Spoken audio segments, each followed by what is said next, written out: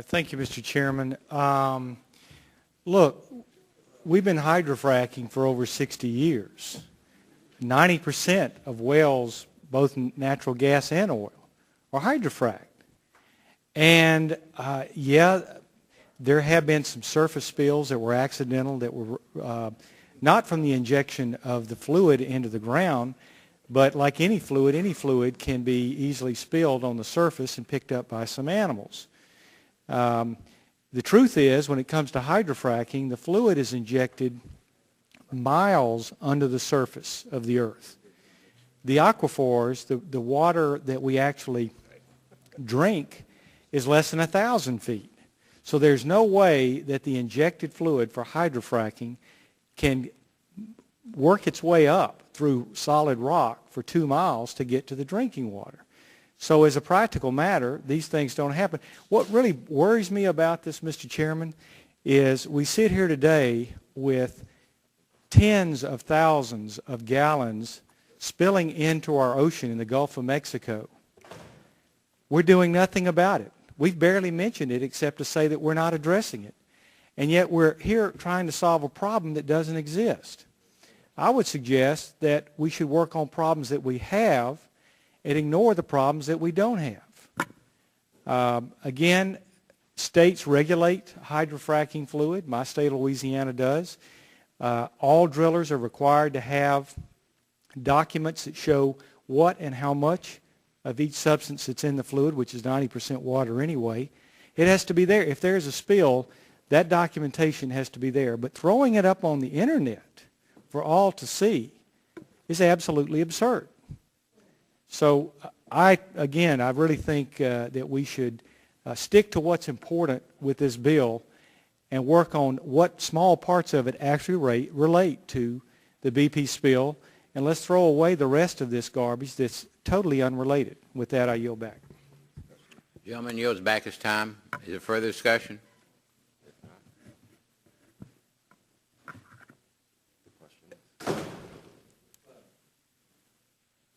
Yeah, gentleman from New York. The idea that this has been being done for 60 years is, first of all, is false. It was stopped back in 1974, and it hadn't been done. The injection of these chemicals without any revelation of the content of the chemical injection was not taking place until after 2005, when that provision, which was put into place in 1974, was eliminated in the passage of that legislation here in 2005. Will the gentleman yield? So it has been going on for over 60 years. Now, there may have been some pauses at some point, but hydrofracking and the use of hydrofracking fluid has been going on the use of for decades. Has been going on for a long time.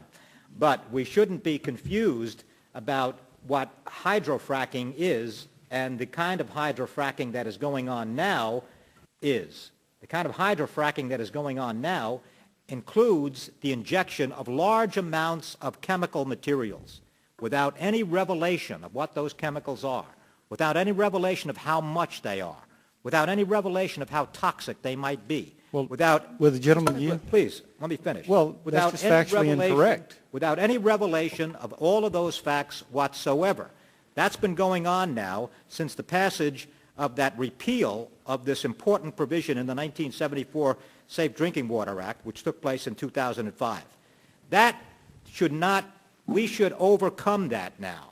We should be wise enough to recognize that one of our principal obligations here is to do whatever we can to provide the safety and security of the people of this country and not allow reckless people to create situations that are going to be injurious or maybe eliminate their lives. Sir, may I? Will the gentleman yield? It's so safe. If it's so safe, why shouldn't the public have the right to know what chemicals are injected into the public land? Will the gentleman yield? I'll be happy to answer the question. The gentleman will yield.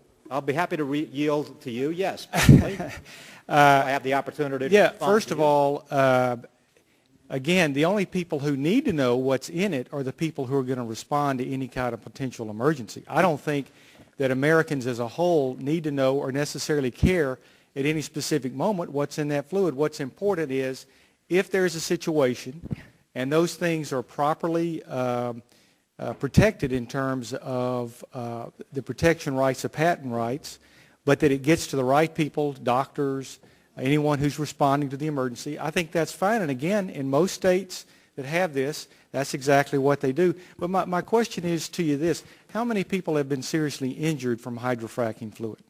Well, there are a lot of people. In 60 years. There have been a lot. In 60 years? Yes, sir. No. How many have been? There haven't been a lot of people that have been injured for 60 years. Well, then why are we talking about this? Don't interrupt me.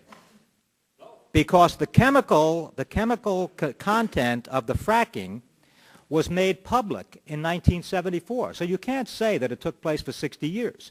It's only over the course of the years since 2005 when that provision in that law was exempted.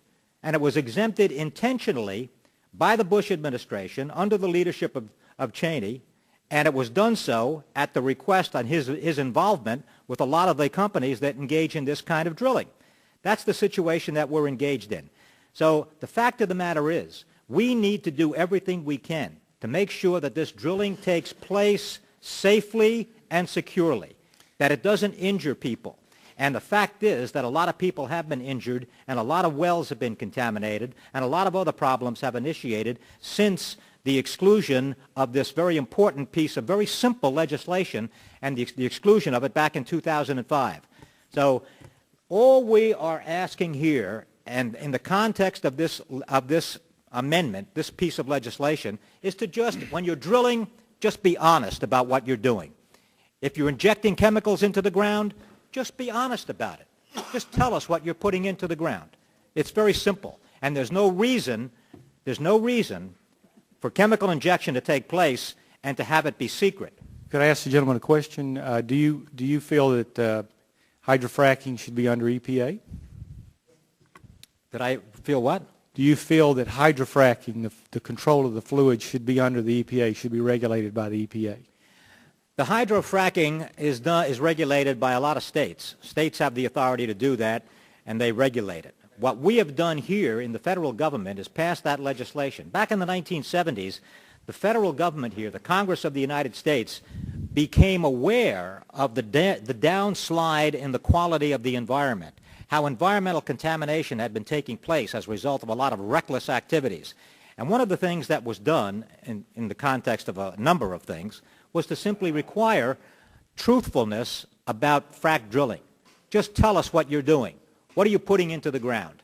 And that's what we need to have. We should never have rejected it in 2005. And what we're trying to do now is just have people required to be honest about what they're doing, not try to manipulate the situation and get away with the manipulation, and when the danger occurs to people, that they can just escape without having any responsibility for the injury that people have as a result of the exposure to this. But will the gentleman answer the chemical question? Materials. Do you believe it should be regulated by the EPA? The gentleman's time has expired. The gentleman's repeating the same question. Gentleman from Georgia is recognized. Thank you, Mr. Chairman. I will yield my time to Dr. Fleming. Yeah, I think the gentleman, once again, the gentleman, Mr. Hinchy, claims that hydrofracking fluid has injured or killed, I forget the term used, many people over time. And again, we've studied this. We've talked to the industry. We've searched far and wide. We can't find, and I'll challenge the gentleman, find these people. Bring their names forward. We'd love to see them. That have in some way ingested the fluid as a result of hydrofracking itself. Now, yes, somebody could accidentally pick up a cup of fluid that's at the factory and swallow some, and naturally that could cause some injury. But I'm talking about through the hydrofracking process in which the fluid is injected 2 miles beneath the surface of the earth. I don't see physically, and I'll be happy to have anyone who's a geologist here today explain to me how hydrofracking fluid that is 2 miles below the surface of the earth, well below rock, can get into the aquifers where there's drinking water. By the way, there's 6 layers of protection around the drilling well, a combination of metal and concrete. No one's ever been able to show that any of that gets into the aquifers. The gentleman yield? Yes, I'll be happy to. Well, if that were true, then there should be no reason to tell us what is being put into the ground.